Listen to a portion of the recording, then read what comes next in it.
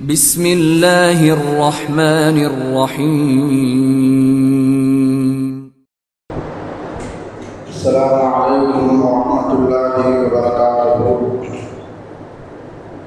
الحمد لله رب العالمين، والصلاة والسلام على أشرف المرسلين وعلى آله وصحبه وسلم. إن الحمد لله نحمده ونستعينه ونستغفره ونؤمن به ونتوكل عليه، ونعوذ بالله من شرور أنفسنا ومن سيئات أعمالنا. من يهده الله فلا مضل له ومن يضلل فلا هادي له، وأشهد أن لا إله إلا الله وحده لا شريك له، وأشهد أن محمدا عبده ورسوله. قال الله تعالى: يا أيها الذين آمنوا اتقوا الله حق تقاته ولا تموتن إلا وأنتم مسلمون. وقال تعالى أيضا: يا أيها الناس اتقوا ربكم الذي خلقكم من نفس واحدة وخلق منها زوجها وبث منهما رجالا كثيرا ونساء، واتقوا الله الذي تساءلون به والأرحام إن الله كان عليكم رقيبا. وقال تعالى أيضا: يا أيها الذين آمنوا اتقوا الله وقولوا قولا سديدا يصلح لكم أعمالكم ويغفر لكم ذنوبكم، ومن يطع الله ورسوله فقد فاز فوزا عظيما. صدق الله العلي العظيم. قال نبينا صلى الله عليه وسلم: فإن الأصدق الحديث كتاب الله، وخير الهدي هدي محمد صلى الله عليه وسلم، وشر الأمور محدثاتها، وكل محدثة بدعة، وكل بدعة ضلالة، وكل ضلالة في النار. வார்த்தைகள் சிறந்தது எல்லாருடைய வார்த்தைகளும் வழிநாட்டுகள் சிறந்தது நபிகள் நாயகம் ஸல்லல்லாஹு அலைஹி வஸல்லம் அவர்களுடைய வழிநாட்டுகள் வேண்டும். காரியங்களில் மிக மிக கெட்டது மார்க்கத்தில் புதுமையை கொண்டாடுவது. ஒவ்வொரு புதுமையான காரியம் வழிகேடுகள் அனைத்தும் உங்களை நரகில் கொண்டு போய் சேர்க்கும் என்று நமது நபி ஸல்லல்லாஹு அலைஹி வஸல்லம் அவர்கள் தங்களுடைய ஒவ்வொரு சொற்பொழிவிலும் இந்த மனித சமுதாயத்திற்கு ஞாபகப்படுத்தியதை இந்த நல்ல சந்தர்ப்பத்தில் இங்கு ஒன்று இருக்கின்ற உங்களுடைய சிந்தனையிலும் ஆர்வமாக இந்த நபிமொழியை ஞாபகப்படுத்தி எனது உரையை ஆரம்பம் செய்கிறேன். அல்ஹம்துலில்லாஹ். கண்ணியமானவர்களே, அல்லாஹ்வுடையார்களே, அல்லாஹ் தஆலா தன்னுடைய ஏகத்துவ கலிமாவை ஏற்றி வைப்பதற்காக வேண்டி இந்த உலகத்தில் எண்ணற்ற நபிமார்களையும் ரசூல்மார்களையும் அனுப்பி வைத்தார். அவர்கள் அனைவர்களுமே அல்லாஹ்வுடைய கட்டளையின்படி அவர்களுக்கு அனுப்பப்பட்ட சமுதாய மக்களிடத்தில் அல்லாஹ்வுடைய ஏகத்துவ கலிமாவை ஏற்றி வைத்தார்கள்.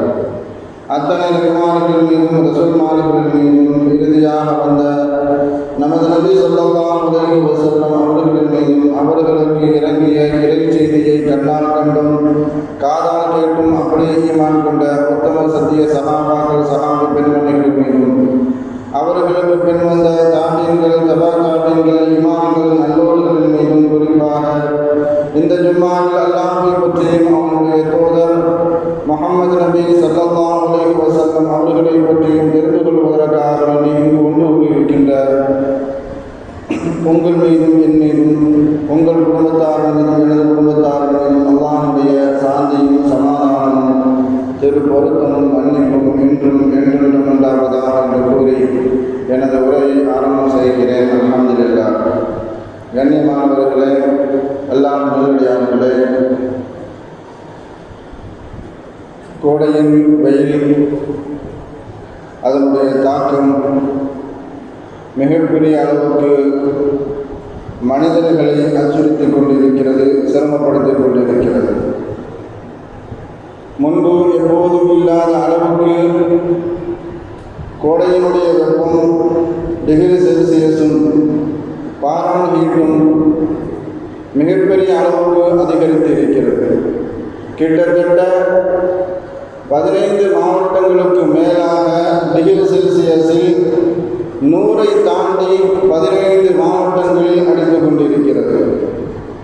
இதற்கு முன்பெல்லாம் ஒரு சில மாவட்டங்களில் மாத்திரமே கோடை வெயில் ஒரு சில மாவட்டங்களில் 100-ஐ தாண்டி அடைந்து கொண்டிருக்கும். ஆனால் இப்பொழுது சமகாலத்தில் 15 மாவட்டங்களுக்கு மேலாக பாராஹீட்டினுடைய அளவு 100-ஐ தாண்டி அடைந்து கொண்டிருக்கிறது. இந்த வெப்பத்திலிருந்து தன்னை தற்காத்துக் கொள்வதற்காக வேண்டிய சிலர் மக்கள் குளிர்ச்சியான பகுதிகளுக்கு செல்லக்கூடிய சூழல் ஏற்பட்டு இருந்தாலும் அங்கு சென்றும் கூட வெப்பத்தினுடைய அளவு குறைந்த பாடில்லை. இந்த வருடம் ஊட்டியில் மாத்திரமே 29 டிகிரி செல்சியஸ் வெப்பத்தினுடைய அளவு பதிவாகி இருக்கக்கூடியதாக சூழல் ஏற்பட்டு இருக்கிறது. 1951க்கு பிறகு ஊட்டியில் இந்த அளவுக்கு வெப்பத்தினுடைய அளவு பதிவாகி இருப்பதாக அந்த துறை சார்ந்த அதிகாரிகள் தெரிவிக்கிறார்கள். மாத்திரமல்ல, இன்னும் சில நாட்களுக்கு வெப்பத்தினுடைய அளவு அதிகரிக்கும். அதன் காரணத்தினால் 16 மாவட்டங்களுக்கு ஆரஞ்சு எச்சரிக்கை சென்னை வானிலை மையத்தின் மூலமாக அறிவிக்கப்பட்டிருக்கிறது. இப்படி இருந்தாலும் கூட கோடை, வெயில், உஷ்ணம், வெப்பம் என்று வந்தாலும் கூட மனிதர்கள் அதிலிருந்து தன்னை தற்காத்துக் கொள்வதற்கு 2 விஷயங்களை நாம் கையாளுவோம். ஒன்று தண்ணீர், இரண்டாவது நிழல். நீர் ஆதாரம் என்பது கூட தற்காலத்தில் மிகப்பெரிய அளவுக்கு பொய்த்து போய் கேள்விக்குறி ஆகிக் கொண்டிருப்பதை நாம் பார்த்து வருகிறோம். நாம் பயன்படுத்தக்கூடிய பிளாஸ்டிக் போன்ற மக்காத பொருட்களின் காரணமாக பூமியில் இருக்கக்கூடிய நீரூற்று கண்கள் எல்லாம் அதன் காரணத்தினால், மக்காத பிளாஸ்டிக் பொருளின் காரணத்தினால் அடைத்து போய் நீரின் ஆதாரம் கூட கேள்விக்குறியாகிக் கொண்டிருப்பதை நாம் பார்த்து வருகிறோம். மக்களால் பயன்படுத்தக்கூடிய ஆறுகள், குளங்கள், நீர்க்குளங்கள் போன்ற அனைத்திலும் கழிவு நீர்களால், சாக்கடையின் காரணமாக மக்கள் உபயோகப்படுத்த முடியாத சூழல் ஏற்பட்டு கொண்டிருப்பதை பார்த்து வருகிறோம். நிழலாவது நமக்கு ஒரு பாதுகாப்பு நிலையை ஏற்படுத்துமா என்று பார்க்கும் பொழுது கூட 4 வழிச்சாலைகள், 8 வழிச்சாலைகள், ஸ்மார்ட் சிட்டிகள் என்ற பெயரால் ஊருக்கு உள்ளேயும் ஊருக்கு வெளியிலும் கிட்டத்தட்ட நிழல் தரக்கூடிய பல மரங்களை வெட்டித்தட்டு கொண்டிருக்கிறார்கள். நிழலின் அருமை வெயிலில் தான் தெரியும் என்பதாக சொல்லி காட்டுவார்கள். அந்த யதார்த்தமான உண்மையான வார்த்தைகளுடைய உண்மை தற்காலத்தில் நாம் எல்லாம் அனுபவித்து வருகிறோம். ஒருவரை சந்திப்பதற்காகவோ, நம்மை வேலை நிமித்தம் காரணமாகவோ வெளியில செல்லக்கூடிய ஒரு சூழல் ஏற்பட்டால், அவளை காத்திருந்து சந்திக்கக்கூடிய ஒரு சூழல் ஏற்பட்டாலோ, வெயிலின் வெப்பத்தின் காரணத்தினால் எங்காவது நிழல் கிடைக்காதா, நிழல் கிடைத்தால் அங்கு சென்று நாம் கொஞ்ச நேரம் இழப்பாரிக் கொள்ளலாமே என்று நினைக்கக்கூடிய சூழல். ஒரு சின்ன நிழல் கிடைத்தால் கூட அதில் சென்று நாம் நிம்மதி பெருமூச்சு விடக்கூடிய சூழல் தான் தற்காலத்தில் ஏற்பட்டு கொண்டிருக்கிறது. நிழல் என்பது அல்லாஹ்வுடைய அற்புதமான படைப்புகளில் ஒன்று. அல்லாஹ் அதை பற்றி குர்ஆனில் சொல்லி காட்டும் போது அல்லாஹ்வுடைய அருள் கொடை என்பதாக அல்லாஹ் சொல்லி காட்டுவான். 16வது அத்தியாயம் 81வது வசனத்தில் அல்லாஹ் சொல்லி காட்டுவான், வல்லாஹு ஜஅல லகுமுல் அர்த, நான் உங்களுக்காகவே நிழலை படைத்திருக்கிறேன் என்பதாக அல்லாஹ் சொல்லி காட்டுவான். மனிதர்களுக்காக, என்னுடைய படைப்பினங்களில் இருந்து மனிதர்களுக்காக நான் நிழலை படைத்திருக்கிறேன் என்பதாக அல்லாஹ் தஆலா அந்த வசனத்தில் குறிப்பிட்டு காட்டுவான். ஒரு கற்பனைக்கு நாம் எடுத்துக்கொண்டால் மனிதர்களுக்கோ, மற்ற ஜீவராசிகளுக்கோ, மரங்களுக்கோ, மலைகளுக்கோ அல்லாஹ் தஆலா நிழலையே படைக்கவில்லை என்று எடுத்துக்கொண்டார். நமக்கு நிழல் இல்லை, மரத்துக்கு நிழல் இல்லை, நாம் இருக்கக்கூடிய பகுதியில் நிழல் இல்லை என்ற சூழல் ஏற்பட்டுவிட்டது என்று சொன்னால் நம்முடைய நிலைமைகள் எல்லாம் என்னாகும் என்பதை நாம் சிந்தித்து பார்க்க வேண்டும். சிறியவர்கள் முதல் பெரியவர் வரைக்கும் இந்த சூடான பகுதியில் இந்த வெப்பத்தின் காரணத்தினால் மிகப்பெரிய அளவுக்கு அவதிப்பட்டு வரக்கூடிய காலச்சூழலில் அல்லாஹ் தஆலா நிழலையே படைக்கல. ஆனால் அல்லாஹ் சொல்லி காட்டுறா, உங்களுக்காக வல்லாஹு ஜஅல லகுமுல் அர்த ஃபீ திலாலிக்கும், உங்களுக்காக நான் நிழலை படைத்திருக்கிறேன் என்பதாக அல்லாஹ் சொல்லி காட்டுறான். ஆனால் அல்லாஹ் ஒரு கட்டத்தில் நிழலே இல்லாம ஆக்கிட்டான்னு சொன்னா நம்முடைய நிலைமை என்னாகும் என்பதை நாம் சிந்தித்து பார்க்க வேண்டும். சிறியவர் முதல் பெரியவர் வரை,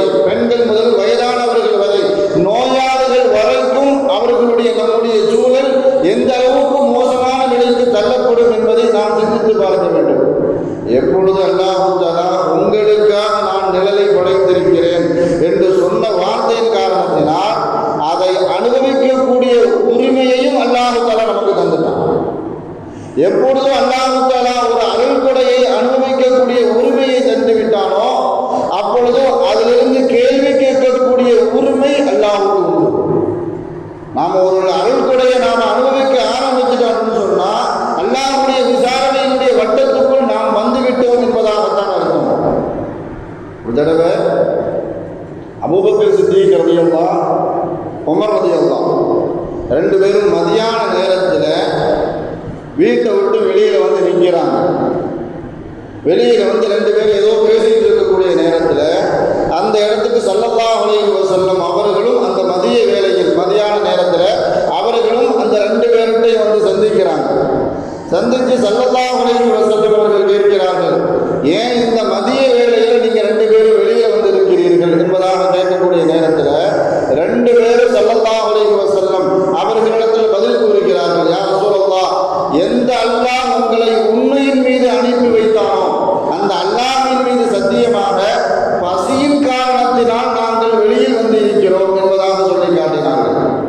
ஸல்லல்லாஹு அலைஹி வஸல்லம் அவர்கள் சொல்லி காட்டினார்கள், எந்த அல்லாஹ் என்னை உண்மையின் மீது அனுப்பினானோ அந்த அல்லாஹ்வின் மீது சத்தியமாக எனக்கும் பசிக்குது, நானும் பசியின் காரணமாக நானும் வெளியில் வந்திருக்கிறேன் என்பதாக ஸல்லல்லாஹு அலைஹி வஸல்லம் அவர்கள் சொல்லி காட்டினார்கள். ஸல்லல்லாஹு அலைஹி வஸல்லம் அவர்கள் அபூபக்கர் ரலியல்லாஹு உமர் ரலியல்லாஹு ரெண்டு பேர்கிட்டையும் சொல்றாங்க, வாங்க அன்சாரி தோழர் ஒருவரை சந்தித்து அவரிடம் நாம் விருந்தாளியாக செல்லலாம். அபூல் ஹைசம் என்று சொல்லக்கூடிய ஒரு அன்சாரி தோழர் அவங்க வீட்டுக்கு போறாங்க. மூணு பேரும் சேர்ந்து ஸல்லல்லாஹு அலைஹி வஸல்லம் அவர்கள் அபூபக்கர் ரலியல்லாஹு உமர் ரலியல்லாஹு மூன்று பேரும் சேர்ந்து அன்சாரி தோழர்களுடைய வீட்டுக்கு செல்கிறார்கள். வீட்டுக்கு சென்று மூன்று பேரும் சலாம் கூறுகிறார்கள். உள்ளே இருந்து எந்த பதிலும் வரல. கொஞ்ச நேரத்துக்கு அப்புறம் உள்ளே இருந்து ஒரு பெண்ணுடைய குரல் கேட்கிறது. அபுல் ஹைசம் வீட்டில் இல்லை, வீட்டில் அவங்களுடைய மனைவி உம்மு ஹைசம் தான் இருக்கிறாங்க. அவங்க வெளியில வந்து பார்க்கிறாங்க, ஸல்லல்லாஹு அலைஹி வஸல்லம் அவர்கள் இன்னும் ரெண்டு நபித்தோழர்கள் நிற்பதை பார்த்து விசாரிக்கிறாங்க. அப்போ ஸல்லல்லாஹு அலைஹி வஸல்லம் அவர்கள் கேட்கிறார்கள், அபுல் ஹைசம் எங்க அப்படின்னு கேட்கக்கூடிய சூழலில் அவங்க சொல்றாங்க, எங்களுடைய தேவைக்காக வேண்டி தண்ணீர் எடுப்பதற்காக வேண்டி அபுல் ஹைசம் சென்றிருக்கிறார் அப்படின்னு சொல்லிக் கொண்டு இருக்கக்கூடிய நேரத்திலே அபுல் ஹைசம் வந்துடுறாங்க. அந்த சஹாபி வந்து மூணு பேரையும் பார்க்கக்கூடிய நேரத்தில் அவங்க சொல்லி காட்டுறாங்க, அல்லாஹு தஆலா என்னிடத்தில் ஒரு சிறந்த விருந்தாளிகளை அல்லாஹு தஆலா என்னிடத்தில் அனுப்பி வைத்திருக்கிறான். அபுல் ஹைசம் சொல்றாங்க. மூணு பேரையும் பார்த்து ஸல்லல்லாஹு அலைஹி வஸல்லம் அவர்கள் அபூபக்கர் ரலியல்லாஹு உமர் ரலியல்லாஹு மூன்று பேரையும் பார்த்து அந்த அன்சாரி தோழர் அபூ ஹைசம் என்னிடத்தில் அல்லாஹு தஆலா ஒரு சிறந்த விருந்தாளிகளை அல்லாஹு தஆலா என்னிடத்தில் அனுப்பி வைத்திருக்கிறான் என்று மூன்று பேரையும் அழைத்து கொண்டு தன்னுடைய தோட்டத்துக்கு போறாங்க. தோட்டத்துக்கு போய் அவர்களுக்கு தேவையான பேரிச்சம்பழ குலைகளை வெட்டி கொண்டு வந்து அந்த மூணு பேருக்கு முன்னாடி கொண்டு அபுல் ஹைசம் வைக்கிறார். வைக்கக்கூடிய நேரத்தில் ஸல்லல்லாஹு அலைஹி வஸல்லம் அவர்கள் அந்த பேரிச்சம்பழத்தை பார்க்குறாங்க.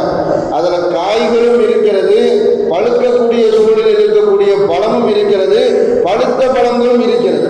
அப்போ அபுல் ஹைசம்கிட்ட கேட்குறாங்க, அபுல் ஹைசமே, நீங்கள் எங்களுக்கு பறித்து தருவதாக இருந்தால் நல்ல கனிந்த பழங்களையே பறித்து தந்திருக்கலாமே, நீங்கள் காய்கள்லாம் பறித்து கொண்டு வைக்கிறீங்க என்பதாக அபுல் ஹைசம்கிட்ட ஸல்லல்லாஹு அலைஹி வஸல்லம் அவர்கள் கேட்கிறார்கள்.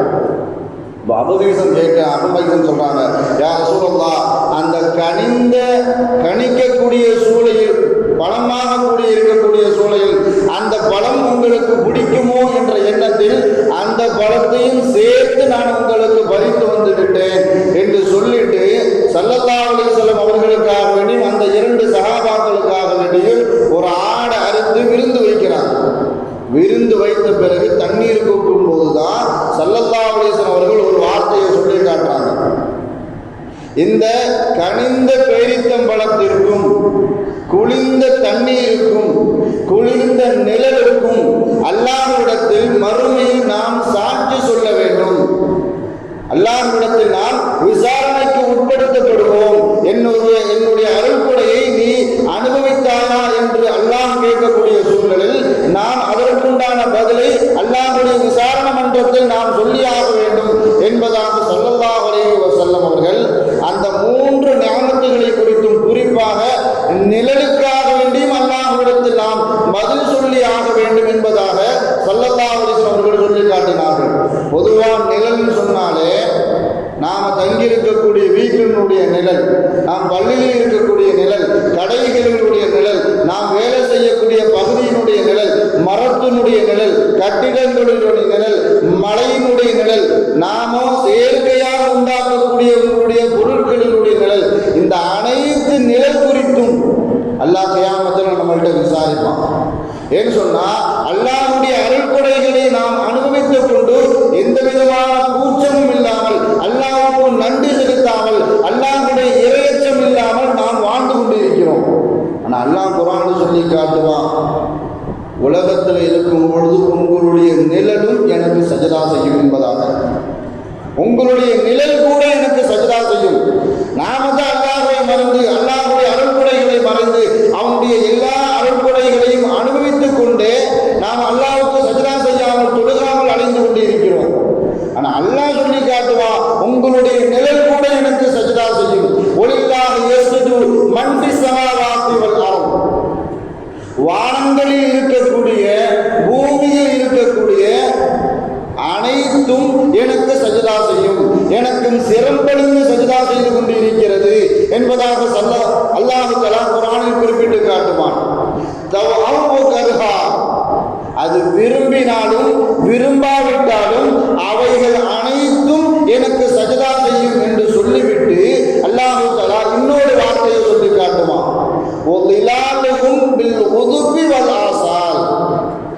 வானங்களில் இருக்கக்கூடிய, பூமியில் இருக்கக்கூடிய அனைத்தினுடைய நிழலும் எனக்கு சஜதா செய்யும். பொதுவாக வானம் பூமியில் இருக்கக்கூடிய அனைத்தும் எனக்கு சஜதா செய்யும் அப்படின்னு சொல்லிட்டு அல்லாஹ் தஆலா கடந்து போயிருக்கலாம்.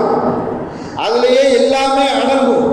ஆனா இருந்தாலும் கூட அவைகளுடைய நிழல்களும் எனக்கு சஜதா செய்யும் என்பதாக அல்லாஹ் குறிப்பாக நிழல் குறித்து, அதனுடைய அருள்கொடைகளை குறித்து, அதனுடைய பிரயோஜனங்களை குறித்து அல்லாஹ் தஆலா அந்த வசனத்தில் நமக்கு தெளிவாக சுட்டி காட்டுவான்.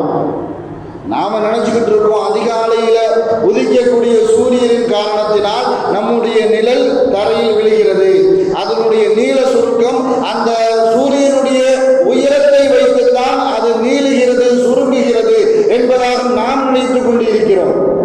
ஆனா அல்லாஹ் குர்ஆன்ல என்ன சொல்லி காட்டுவான்னு சொன்னா, அந்த நிழலினுடைய சுருக்கத்தையும் நீட்டத்தையும் நாம் தான் அந்த நிழலை சுருக்குகிறோம், நாம் தான் அந்த நிழலை நீட்டுகிறோம் என்பதாக அல்லாஹ் சொல்லி காட்டுவான். 25வது அத்தியாயத்தினுடைய 45வது வசனத்தில் அல்லாஹ் சொல்லி காட்டுவான், அலம் தர இலா ரப்பிக கைஃப மத்தல்லில்லா. நபியே, நீங்க பார்க்கவில்லையா உங்களுடைய நிழல், மனிதர்களுடைய நிழல், மற்ற வஸ்துகளுடைய நிழல் எப்படி நீட்டுகிறது, நீண்டு செல்கிறது என்பதை நீங்கள் பார்க்க வேண்டாமா என்பதாக அல்லாஹ் சொல்லி காட்டுவான்.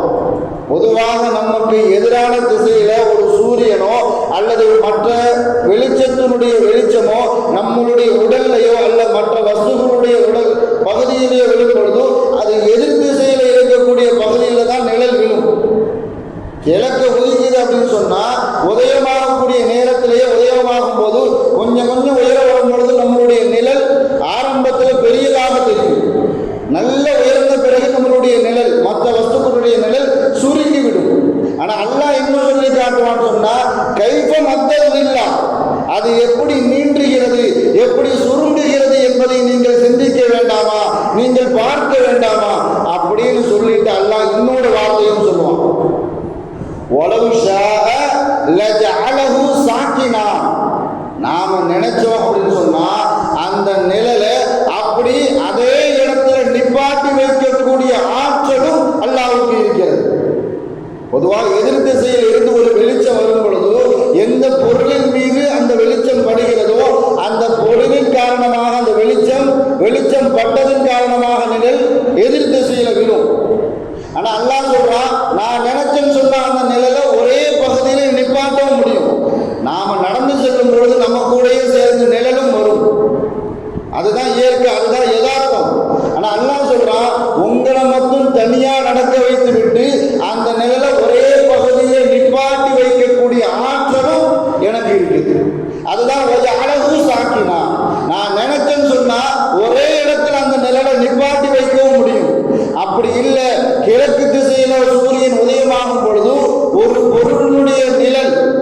மேற்கு திசையில விழுது அப்படின்னு சொன்னா மேற்கு திசைக்கு வந்த பிறகும் கூட அதே நிலையில கிழக்கு திசைக்கு அல்லாமல் மேற்கு திசையிலேயே என்னால் நிப்பாட்டி வைக்க முடியும். அதுதான் என்னால நினைச்சா அந்த நிழலை ஒரே பகுதியில் நிப்பாட்டி வைக்கக்கூடிய ஆற்றல் அல்லாஹ்வுக்கு இருக்கிறது என்பதை அந்த வசனத்தின் மூலமாக அல்லாஹ் நமக்கு தெளிவுபடுத்துவான். தாயிஃபுக்கு ஸல்லல்லாஹு அலைஹி வஸல்லம் அவர்கள் இஸ்லாமிய பிரச்சாரத்திற்காக சென்றார்கள். அதுக்கு முன்னாடி ஆயிஷா ரலியல்லாஹு தஆலா அவர்கள் கேட்பார்கள், யா ரசூலல்லாஹ், உங்களுக்கு மிகப்பெரிய சிரமமான காலகட்டம், சோதனை மிகுந்த காலகட்டம் என்றால் அது உஹது போரில் நடந்த அந்த நிகழ்ச்சி தானே என்பதாக கேட்பார்கள். ஏன்னா எத்தனையோ போர்களை ஸல்லல்லாஹு அலைஹி வஸல்லம் அவர்கள் வழிநடத்தி சென்றிருக்கிறார்கள். தளபதியாக நின்று தலைவராக நின்று வழிநடத்தி சென்றிருக்கிறார்கள் ஸல்லல்லாஹு அலைஹி வஸல்லம் அவர்கள். எந்த போரிலும் ஸல்லல்லாஹு அலைஹி வஸல்லம் அவர்கள் மிகப்பெரிய அளவுக்கு காயப்பட்டது கிடையாது. ஆனால் உஹது போரில் மாத்திரம் முஸ்லிம்களுக்கு மிகப்பெரிய அளவுக்கு சேதம், காயம், பல உயிர்கள் ஷஹீதாக்கப்பட்டது மாத்திரமல்ல, ஸல்லல்லாஹு அலைஹி வஸல்லம் அவர்களுடைய பற்கள் உடைக்கப்பட்டது உஹது போரில் தான். அதை மனசுல வச்சுட்டு ஆயிஷா ரலியல்லாஹு கேட்கிறாங்க, உஹது போர்ல தான் உங்களுக்கு அதிகமான சிரமத்தை நீங்கள் சந்தித்து இருக்கிறீர்கள், அது சரிதானா அப்படின்னு கேட்கிறாங்க ஆயிஷா ரலியல்லாஹு. அப்போ ஸல்லல்லாஹு அலைஹி வஸல்லம் அவர்கள் ஆயிஷா நாயகி அவங்கள்ட்ட சொல்லி காட்டுறாங்க, இல்ல ஆயிஷா, தாயிஃபுக்கு நான் இஸ்லாமிய பிரச்சாரத்திற்காக வேண்டி சென்ற நேரத்தில் அவர்கள் என்னையும் ஏற்றுக்கொள்ளவில்லை, அல்லாஹ்வையும் ஏற்றுக்கொள்ளவில்லை, நான் கொண்டு வந்த மார்க்கத்தையும் ஏற்றுக்கொள்ளவில்லை, மாத்திரமல்ல சொற்களாலும் கற்களாலும் என்னை அடித்து துன்புறுத்தினார்கள், இரத்தம் வழிந்து என்னை ஓட ஓட விரட்டினார்கள். எந்த அளவுக்குன்னு சொன்னா, ஒரு குறிப்பிட்ட எல்லை வரும் வரைக்கும் எனக்கு சுயநினைவே இல்லை, என்ன நடக்குதுன்னே தெரியல.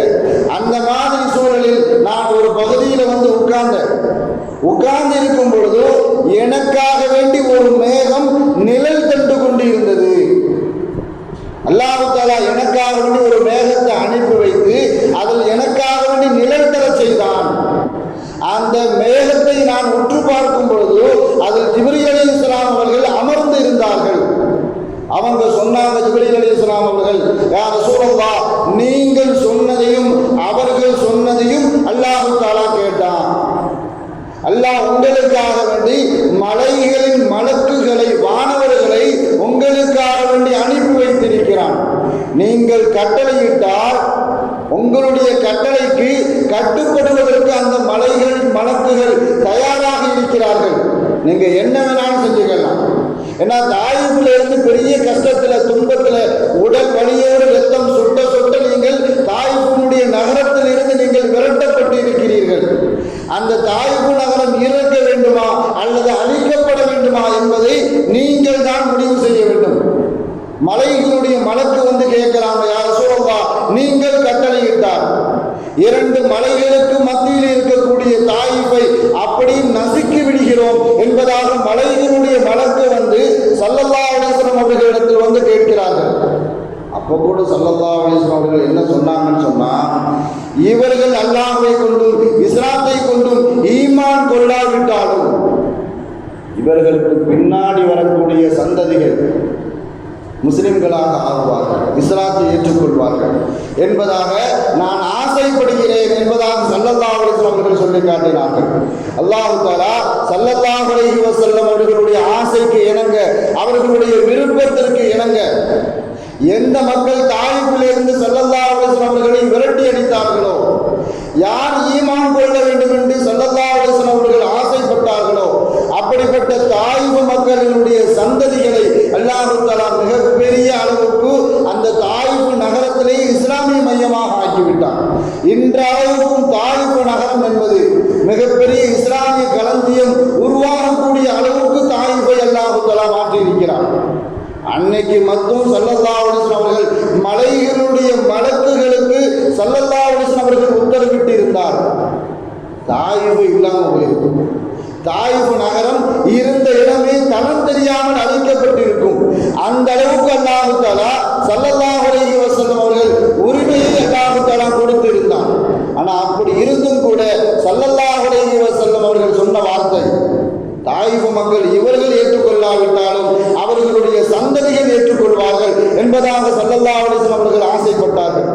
நாம சிந்திக்கக்கூடிய கவனிக்கக்கூடிய ஒரு விஷயம் என்னன்னு சொன்னா, அப்படி காயத்தோடு சொல்லாலும் கல்லாலும் அடிபட்டு வந்த ஸல்லல்லாஹு அலைஹி வஸல்லம் அவர்களுக்கு அல்லாஹ் தஆலா ஒரு மேகத்தின் மூலமாக ஒரே இடத்தில் நிழல் தரக்கூடிய ஒரு மேகத்தை அல்லாஹ் தஆலா அவர்களுக்காக வேண்டி அனுப்பி வைத்தான்.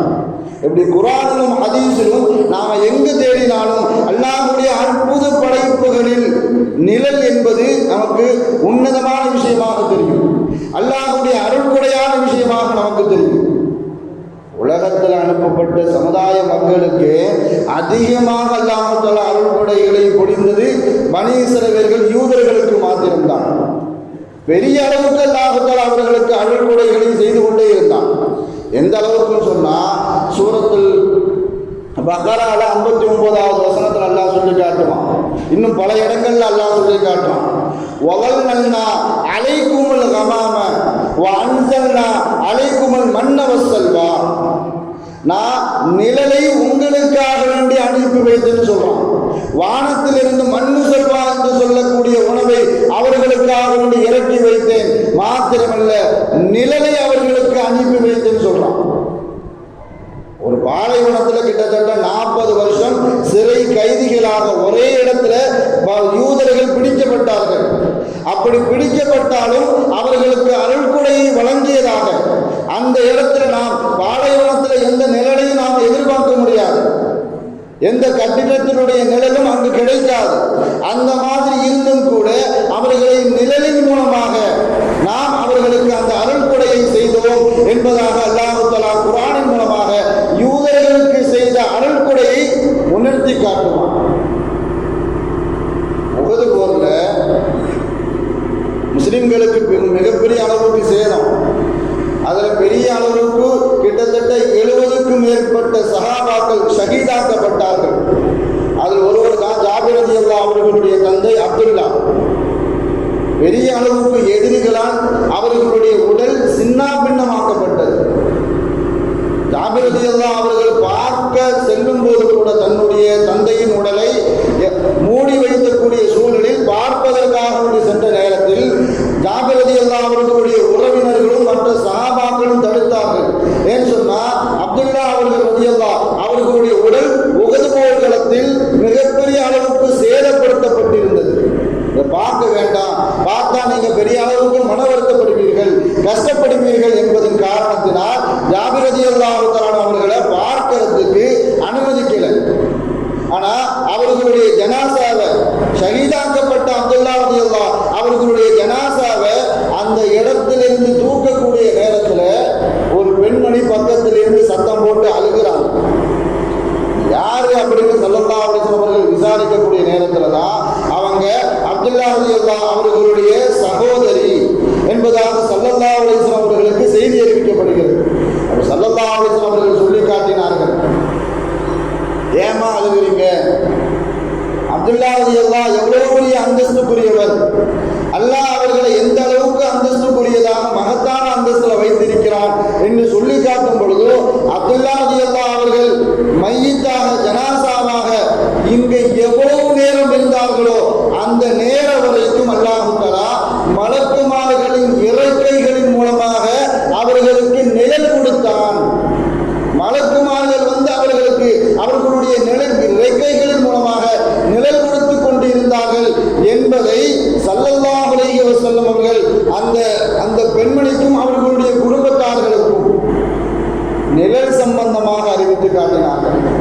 குர்ஆனிலும் சரி ஹதீஸிலும் சரி நபிமார்களுக்கு அல்லாஹ் தஆலா நிழலை, நபிமார்களுடைய சமுதாயத்திற்கு அல்லாஹ் தஆலா நிழலை மிகப்பெரிய அளவுக்கு அருள்கொடையாக ஆக்கியிருந்தார். யூனுஸ் அலைஹிஸ்ஸலாம் அவர்களுடைய வரலாறு நாம படிச்சிருப்போம், குர்ஆன்ல கேள்விப்பட்டிருப்போம், பார்த்திருப்போம். அந்த மீன் வயிற்றுக்குள்ள இருந்து யூனுஸ் அலைஹிஸ்ஸலாம் அவர்கள் அந்த கக்கக்கூடிய நேரத்தில் அதை பற்றி அல்லாஹ் தஆலா சூரத்து சாஃபாத் 37வது அத்தியாயம் 145 146 அந்த வசனங்கள் அல்லாஹ் தஆலா அழகா சொல்லி காட்டுவான். மீன் வயிற்றுக்குள்ளிருந்து எரியப்பட்ட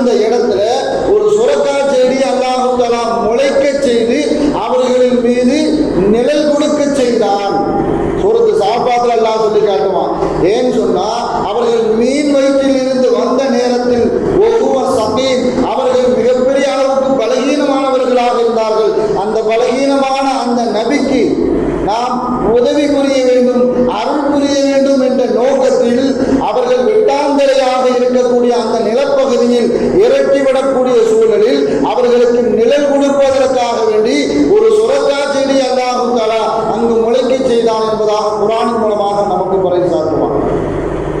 உலகத்தில் வெயிலில் இருந்து தற்காத்துக் கொள்வதற்காக வேண்டி நாம் பலவிதமான யுக்திகளை கையாளுவோம். யாராவது சந்திக்கிறதாக இருந்தால் அல்லது நம்மளுடைய தேவைகளை நிறைவேற்றுவதாக இருந்தால் ஒன்றும் சாயங்கால நேரத்தில் மாலை நேரத்தில் நம்மளுடைய தேவைகளை அல்லது நாம் யாரையாவது சந்திப்பதாக இருந்தால் அந்த காரியத்தை கூட சாயங்கால நேரத்தில் வைத்துக் கொள்வோம். அது வரைக்கும் நம்மளுடைய வீடுகளில் அல்லது பள்ளிவாசலுக்கு வந்தவர்கள் பள்ளிவாசல்களில் அல்லது வேலைக்கு சென்றவர்கள் தங்களுடைய கடைகளிலோ அல்லது வீடுகளிலோ அப்படியே தங்கிவிடுறோம். நமக்கு போதுமான இடம் எங்கவோ வெயிலில் இருந்து நாம் எப்படி தற்காத்துக் கொள்வோமோ அதற்குண்டான ஏற்பாட்டோடு சாயங்காலம் வரைக்கும் மாலை பொழுது வரைக்கும் வெயிலினுடைய வெப்பத்தில் இருந்தும் வெயிலில் இருந்தும் நாம் நிழல் பெறுவதற்காக வேண்டி தற்காத்துக் கொள்கிறோம். ஆனால் ஒரு நாள் அல்லாஹ் தஆலா ஏற்பாடு செய்திருக்கிறான். அந்த நாள் எப்படிப்பட்ட நாள்னு சொன்னா எந்த நிழலுமே இருக்காது. அல்லாஹ் எல்லா மக்களையும் மஹ்ஷர் என்ற ஒரு மைதானத்தில் முன்னாடி கொண்டு வந்து நிப்பாட்டுவான். நிப்பாட்டக்கூடிய சூழலில் எந்த நிழலும் இருக்காது. ஆனால் உலகத்தில் இருக்கும் பொழுது அல்லாஹ் மனிதர்களை பற்றி சொல்லி காட்டும் பொழுது மற்ற வஸ்துக்களுடைய நிழல்களை பற்றி சொல்லி காட்டும் பொழுது எனக்கு அவைகள் எல்லாம் சஜ்தா செய்யும் அப்படிலாம் சொல்லி காட்டுவான். ஆனால் மஹ்ஷர் மைதானத்தில் நிழல் தரக்கூடிய எந்த ஏற்பாடும் இருக்காது. மரங்களோ செடிகளோ மலைகளோ நிழல் தரக்கூடிய கட்டிடங்களோ எதுவுமே இருக்காது. நான் இப்போ சூரியன் இருக்கக்கூடிய தூரத்தை பார்த்தோன்னு சொன்னா கிட்டத்தட்ட 150 மில்லி கிலோமீட்டர் தூரத்துல சூரியன் இருக்குது. அந்த வெப்பத்தையே நம்மளால தாங்க முடியல, அந்த உஷ்ணத்திலேயே நம்மளால தாங்க முடியல. ஆனா ஸல்லல்லாஹு அலைஹி வஸல்லம் அவர்கள் சொல்லி காட்டுவார்கள், மஹ்ஷர் மைதானத்தில் கேள்வி கேட்பதற்காக வேண்டி மக்கள் எல்லாம் எப்பொழுது நிப்பாட்டப்படுவார்களோ அந்த நேரத்தில் அல்லாஹ் தஆலா சூரியனை 1 மைல் தூரத்துக்கு கொண்டு வந்து நிப்பாட்டிடுவான். கிட்டத்தட்ட 1.6 கிலோமீட்டர் 1.5 கிலோமீட்டர் பக்கத்தில் அல்லாஹ் தஆலா சூரியனை கொண்டு வந்து நிப்பாட்டிடுவான். 150 மில்லி கிலோமீட்டர் தூரத்தில் இருக்கக்கூடிய சூரியனுடைய வெப்பத்தையே நம்மளால தாங்க முடியல. ஆனா 1.5 கிலோமீட்டர் தூரத்தில் கொண்டு வந்து அல்லாஹ் சூரியனை கொண்டு வச்சுட்டான்னு சொன்னா நம்முடைய அழுகைகளும் நம்முடைய வியர்வைகளும் ஸல்லல்லாஹு அலைஹி வஸல்லம் அவர்கள் எப்படி சொல்லி காட்டுவார்கள் என்று பார்க்கும் பொழுது அவரவர்களுடைய பாவத்திற்கு தக்கவாறு யார் யார் எவ்வளவு பாவம் செய்திருப்பார்களோ அந்த பாவத்திற்கு தக்கவாறு அவர்களுடைய அழுகைகளும் அவர்களுடைய வியர்வைகளும் அவர்கள் அதில் திளைத்துக் கொண்டு இருப்பார்கள். எந்த அளவுக்கு சொன்னா ஸல்லல்லாஹு அலைஹி வஸல்லம் அவர்கள் கையை வச்சு காட்டினாங்க. சில பேர்களுடைய வியர்வையும் அழுகையும் அவர்களுடைய கழுத்து வரைக்கும் இருக்கும் என்பதாக. அந்த மாதிரி சூழலில் உலகத்திலே தப்பித்து விடலாம். நாம் மறுமையில மஹ்ஷர்ல இருக்கும் பொழுது எந்த விதமான நிழலும் இருக்காது.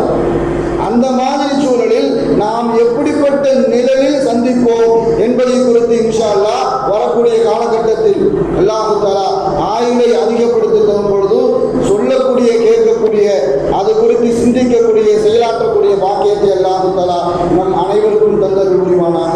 வாழும் காலமெல்லாம் மருத்துவமனை கஷ்டங்கள் அதன் செலவுகள் சிரமங்கள் அனைத்தையும் விட்டும் அல்லாஹ் தஆலா நம்மை நிரந்தரமாக பாதுகாப்பானாக. வாழும் காலமெல்லாம் நோய் நொடிகள் இல்லாமல் உடல் ஆரோக்கியத்தோடு மனநிறைவோடு இன்பத்தோடு அல்லாஹ்வை நின்று வணங்கி வழிபட்டு வாழ்வது செய்து எல்லாம் அல்லாஹ் உங்களுக்கும் எனக்கும் நம்மை ஈண்டெடுத்த தாய் தந்தையர்களுக்கும் நம் மனைவி மக்கள் உற்றார் உறவினர் யாவருக்கும் கொடுத்த அருள்வானாக என்று கூறி எனது வார்த்தையை நிவர்த்தி செய்கிறேன். தொடர்ந்து ஒரு சின்ன